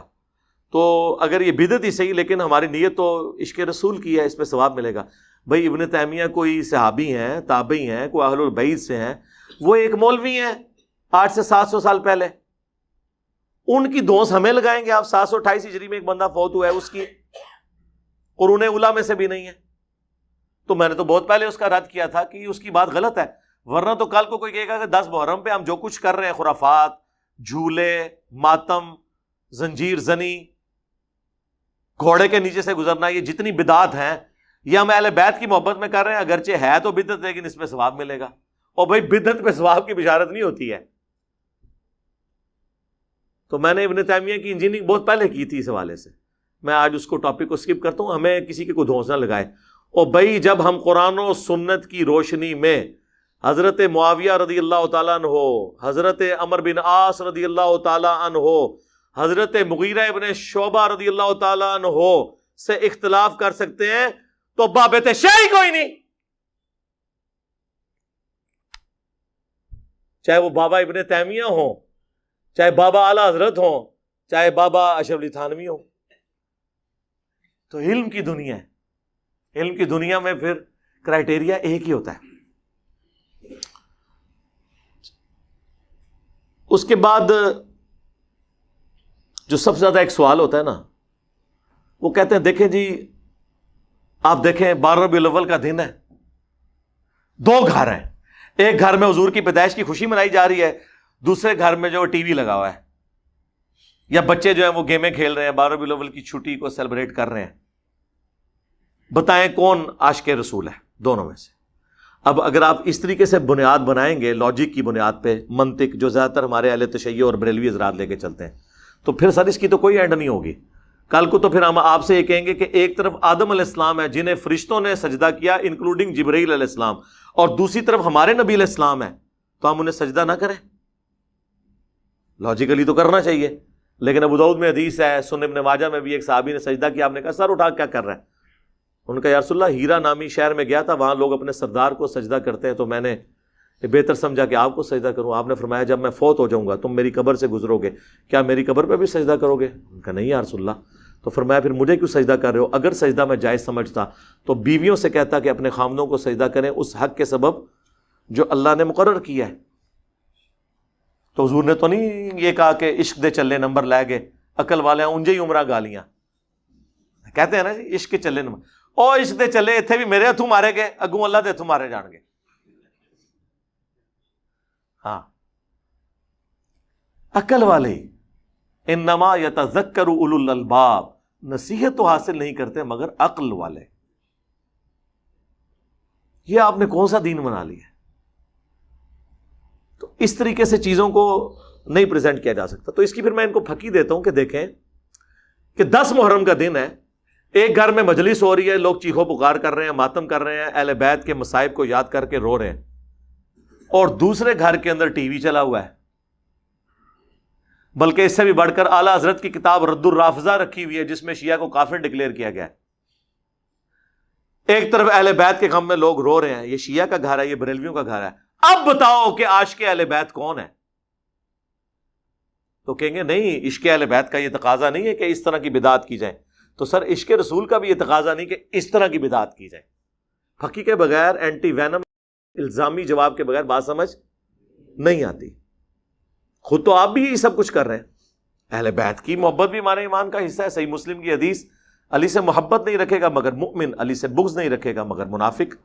المستدرک للحاکم میں 2 حدیثیں ہیں. اگر کوئی شخص پوری زندگی مقام ابراہیم اور حجر اسود کے درمیان کعبے کے سامنے نمازیں پڑھتا رہے اور روزانہ روزہ بھی رکھتا رہے، لیکن اس حال میں اللہ کو ملے قیامت کے دن کہ اس کے دل میں ہم اہل بیت کا بغض ہوا، تو اللہ اسے ضرور دوزخ میں داخل کرے گا. اللہم لا تجعلنا منہم اللہم اجرنا من النار. تو آ جاؤ پھر تم بھی عشق رسول کا اظہار کرو اس طریقے سے، عشق اہل بیت کا اظہار کرو پھر اس طریقے سے، تو آپ کے لیے خود مصیبت کھڑی ہو جائے گی. اور نہیں جی یہ جو کچھ ہم کر رہے ہیں منع تو کہیں نہیں نا. سر منع تو بہت کچھ نہیں ہے. جب یہ کہہ دیا کہ جو صحیح مسلم کی حدیث کہ بدترین کام وہ ہیں جو دین میں نہیں داخل کر دیے جائیں اور وہ بدعتیں ہیں اور بدعتیں گمراہیاں ہیں، تو منع تو ہو گیا. پھر بھی اگر آپ کو سمجھنا ہے تو ہم آپ کو پھر ایک مثال دیتے ہیں کہ عید کی اذان کہاں پر منع کی گئی ہے. وہ کہتے ہیں نہیں بخاری مسلم میں حدیث ہے کہ نبی علیہ السلام عید کی اذان نہیں دیتے تھے. تو اس سے کیا فرق پڑتا ہے؟ منع تو نہیں نہ کی. اذان کوئی برا کام ہے؟ بخاری مسلم میں حدیث ہے اذان کی آواز سے شیطان جو ہے بھاگ جاتا ہے اور اس کی ہوا خارج ہو جاتی ہے. اور جن لوگوں نے صرف عید کی نماز پڑھنی ہوتی ہے تو عید کے دن تو اذان لازمی ہونی چاہیے، بلکہ 2 ہونی چاہیے. کہیں گے نہیں نبی علیہ السلام نے نہیں کیا. تو پھر ہم وہی سوال کریں گے کیا گناہ کا کام ہے؟ کہیں گے نہیں ہے تو ثواب کا کام ہے، لیکن نبی علیہ السلام نے تعلیم نہیں فرمایا. تو سر بس یہی ہمارا جواب آپ کی میلاد کی ایکٹیویٹیز کے بارے میں ہے. آپ نے میلاد منانا ہے، صحیح مسلم 2750 فیہ ولدت وفیہ انزل علیہ، اس دن میں پیدا ہوا اور اسی دن مجھ پر پہلی دفعہ وحی نازل ہوئی. آپ روزہ رکھ کر منڈے والے دن ہر ہفتے ہر ویک میں منڈے کا روزہ رکھ کر میلاد منائیں، جشن میلاد بھی منائیں اور جشن قرآن بھی. اچھا میرے بھائیو، ایک سوال اس حوالے سے یہ بھی ہوتا ہے کہ کیا ہم 12 ربیع الاول کو عید میلاد النبی صلی اللہ علیہ وآلہ وسلم کہہ سکتے ہیں؟ تو اس حوالے سے بھی میرا موقف ذرا ڈھیلا ہے. اگر کوئی شخص لغت کے معنوں میں اسے عید بول لے تو اس میں کوئی حرج والی بات نہیں ہے. دیکھیں بخاری اور مسلم دونوں میں ایک حدیث ہے کہ ایک یہودی سیدنا عمر فاروق رضی اللہ تعالیٰ عنہ کے پاس آ کر کہتا ہے کہ آپ کی کتاب میں ایک آیت ایسی ہے کہ اگر ہم یہودیوں پر نازل ہوتی تو ہم اس دن کو عید کا دن بنا لیتے. تو آپ نے پوچھا کون سی آیت؟ تو اس نے کہا الیوم اکملت لکم دینکم واتممت علیکم نعمتی ورضیت لکم الاسلام دینا، یعنی آج کے دن ہم نے تمہارا دین تم پہ مکمل کیا اور اپنی نعمت تم پر تمام کر دی اور اسلام کو ایز اے ریلیجن تمہارے لیے پسند کیا۔ تو سیدنا عمر نے بڑا انٹلیکچوئل جواب دیا، انہوں نے فرمایا کہ ہمیں خوب معلوم ہے کہ یہ آیت کس موقع پر نازل ہوئی۔ اللہ کے محبوب صلی اللہ علیہ وآلہ وسلم میدان عرفات میں تھے اور وہ جمعے کا دن تھا، یعنی وہ کہنا یہ چاہ رہے تھے کہ چونکہ وہ جمعے کا دن تھا تو وہ پہلے ہی عید کا دن تھا، اور یوم عرفہ بھی تھا، وہ بھی ہمارے لیے عید کا دن ہے۔ اب یہ انٹرپریٹیشن جو میں نے کی ہے یہ ابن عباس کے قول سے کی ہے، جو جامعہ ترمذی میں حدیث ہے۔ ایک یہودی نے آ کے ابن عباس سے جب یہی سوال کیا اسی انداز میں، تو انہوں نے فرمایا کہ اللہ تعالیٰ نے ہمیں اس دن پہلے ہی 2 عیدیں دی ہوئی تھیں، ایک یوم عرفہ اور دوسرا جمعہ۔ تو ابن عباس کا یہ جو ترمذی میں قول ہے وہ یہ چیز ثابت کرتا ہے کہ یوم عرفہ بھی مسلمانوں کے لیے عید کا دن ہے اور جمعہ بھی۔ تو 52 جمعے تو سال میں ہوتے ہیں، تو 52 عیدیں تو یہ بھی بن گئی۔ لیکن اس پہ اجماع ہے کہ وہ 2 عیدیں، عید الفطر اور عید الاضحیٰ، وہ اصطلاحاً جب بولا جائے گا تو وہی 2 عیدیں ہیں پوری دنیا کے مسلمانوں کے لیے۔ لیکن اگر آپ لغت کے معنوں میں عید کہتے ہیں بار بار لوٹ کے آنے والا دن، اس کانٹیکسٹ میں اگر آپ کرنا چاہیں تو وہ آپ جمعے کو بھی عید کہہ سکتے ہیں، یوم عرفہ کو بھی کہہ سکتے ہیں۔ بخاری اور مسلم میں آتا ہے کہ 10 محرم کے دن یہودی روزہ رکھتے تھے، تو نبی علیہ السلام نے جب پوچھا تو انہوں نے کہا کہ حضرت موسیٰ علیہ السلام کو نجات ملی تھی فرعون سے، تو اس خوشی میں ہم رکھتے ہیں۔ تو نبی علیہ السلام نے فرمایا کہ پھر تم بھی 10 محرم کا روزہ شکرانے کے طور پر رکھو۔ بعض نے عرض کی کہ اس میں تو یعنی یہودیوں کی مشابہت ہو جائے گی، تو پھر آپ نے فرمایا کہ پھر تم 9 کا بھی رکھو۔ صحیح مسلم میں الفاظ موجود ہیں، اس میں میری ڈیٹیل ویڈیو الگ سے بھی ریکارڈ ہے۔ تو عید میلاد النبی کوئی بول لیتا ہے صلی اللہ علیہ وآلہ وسلم، تو اس میں چڑھنے کی کوئی ضرورت نہیں ہے۔ اصل مقصد یہ ہے کہ لوگوں کو بات سمجھائی جائے، ہمارا یہی مقصد ہے الحمدللہ۔ اچھا، اس حوالے سے بعض لوگ یہ پوچھتے ہیں کہ اب میلاد کے اوپر اگر کوئی گھر میں کھانا بھیج دیتا ہے، بھئی جو کھانا لے کے آئے اس سے پوچھیں کس کے نام کی نیاز ہے۔ 10 محرم کا کھانا ہو، 11ویں کا کھانا ہو یا میلاد کا کھانا ہو، جو لے کر آئے اس سے پوچھیں کس کے نام کا ہے۔ اگر وہ کہنا اللہ کے نام کا ہے تو لے لیں اور کھا لیں، کوئی مسئلہ نہیں۔ اور اگر وہ اللہ کے سوا کسی اور کا ذکر کرے پھر بھی اس سے پوچھ لیں۔ بعض اوقات لوگوں کو بتانے میں وہ کہہ دیتے ہیں نا عبد القادر جیلانی کی 11ویں، ان کو کہیں کہ ان کے نام کیا یا اللہ کے نام کیا، اور ان کو ثواب پہنچانے کے لیے، یعنی اگر بریانی کھانی ہے تو پھر پوری تحقیق کر لو۔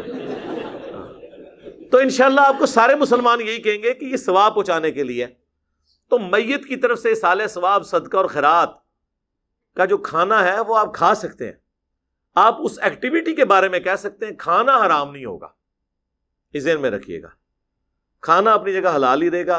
یہ کرنا کہ کھانا لے کے اوپر کبوں کو ڈال دینا یا نہ لینا، غصے کا اظہار کرنا، اس طرح کرنے سے میرے بھائی کوئی تبلیغ نہیں ہونی ہے۔ یہ تبلیغ کا اچھا موقع ہے، کوئی لے کے آ جائے تو اس سے پوچھیں بیٹا یہ کس کے نام کا ہے، اس کو کم از کم تبلیغ کریں اللہ کے نام کا ہے۔